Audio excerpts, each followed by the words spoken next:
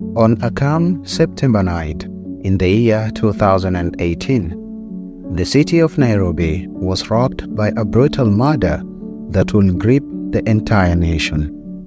A woman found dead in her apartment, her throat slit, no sign of forced entry, no clear motive, just a trail of blood leading to a high-profile suspect. This is the case of Monica Kimani, Jowie Irungu, and a murder mystery that captivated Kenya. Monica Nyawera Kimani was a vibrant young businesswoman with a promising future ahead of her. At just 28 years old, she had already established herself as a successful entrepreneur, running a business in South Sudan.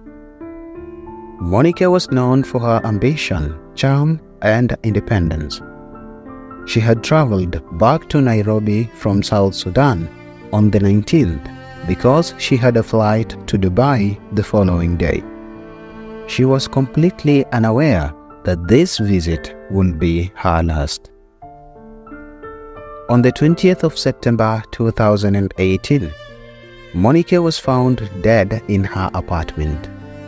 Her body was discovered by her brother George Kimani in the bathroom with her hands tied and her throat slashed.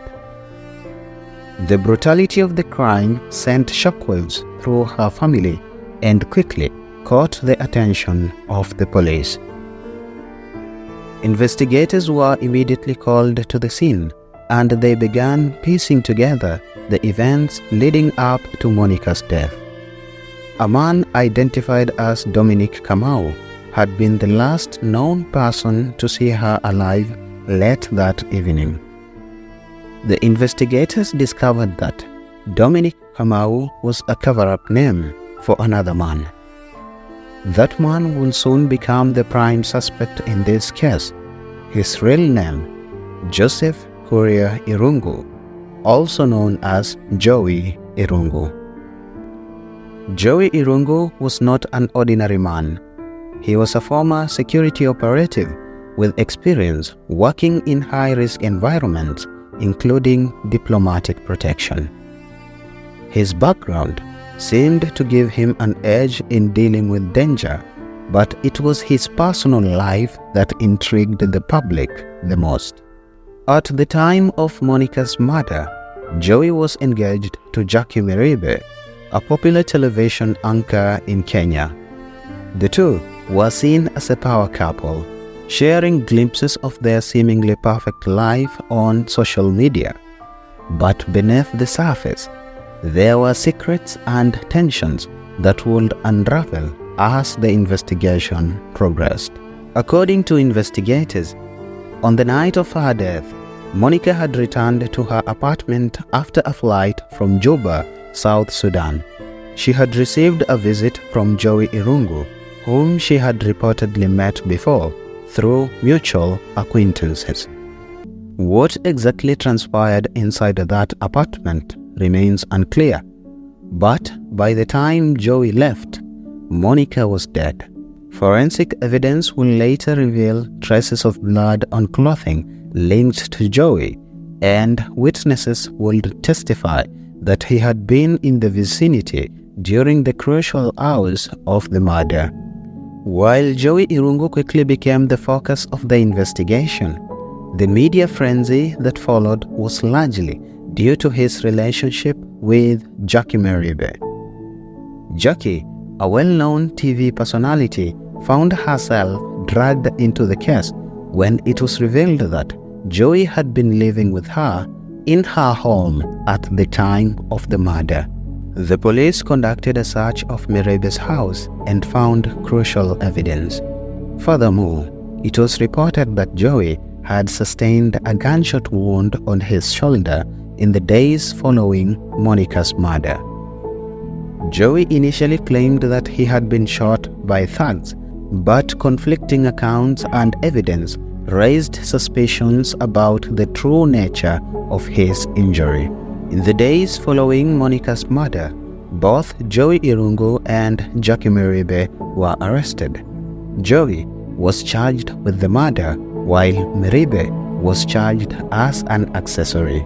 The arrests sent shockwaves through Kenyan society, with many questioning how someone as prominent as Meribe could be connected to such a horrific crime. The public's interest in the case skyrocketed. Speculation ran wild.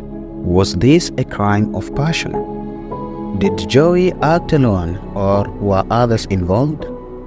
And what role, if any, did Jacque Meribe play in the events that led to Monica's death? The court of public opinion was in full swing, but the judicial process was just beginning. The trial of Jowie Irungu and Jacque Meribe began in 2019, and it became one of the most closely watched court cases in Kenya. Jowie maintained his innocence, while Meribe consistently distanced herself from the crime, stating that she had no knowledge of Jowie's actions. That night, the prosecution presented a wealth of evidence linking Jowie to the crime, including forensic analysis and witness testimonies. Jowie's possession of a firearm without a license, as well as the suspicious nature of his gunshot wound, added to the complexity of the case. Meanwhile, Jacque Meribe's defense team argued that she had been unfairly implicated due to her relationship with Jowie. According to her, she had no involvement in the murder and was unaware of Jowie's activities on the night in question. Throughout the trial, the media played a significant role in shaping public perception. News outlets provided wall-to-wall coverage, and social media became a platform for heated debates, many questioning whether Jowie was capable of committing such a brutal murder, while others wondering if Meribe's public image as a respected journalist was masking darker secrets. The court case also exposed the intricate dynamics of relationships, trust, and betrayal. For many, it became more than just a murder trial. It was a reflection of the hidden lives of those in the public eye, raising questions about who we trust and how well we truly know those around us. In the year 2020, after spending more than a year in remand, Jowie Irungu was granted bail. The decision sparked outrage among some members of the public who believed that Jowie should remain in custody given the severity of the charges. However, the court ruled that he could be released under strict conditions, including reporting to authorities regularly and not contacting witnesses. Jacque Meribe, on the other hand, had been granted bail earlier, and she resumed her public life, though her career had taken a significant hit. Despite the bail rulings, both Jowie and Jacque continued to fight to clear their names in court. The wheels of justice in Kenya turned slowly, and while many expected a swift resolution, the complexity of the case, coupled with legal delays, prolonged the trial. Monica Kimani's family continued to seek justice for their daughter, while Jowie Irungu and Jacque Meribe remained entangled in the legal process. The murder of Monica Kimani remains one of the most puzzling and tragic cases in recent Kenyan history. Was it a premeditated murder, a crime of passion, or was there a deeper motive that has yet to be revealed? What really happened on that fateful night?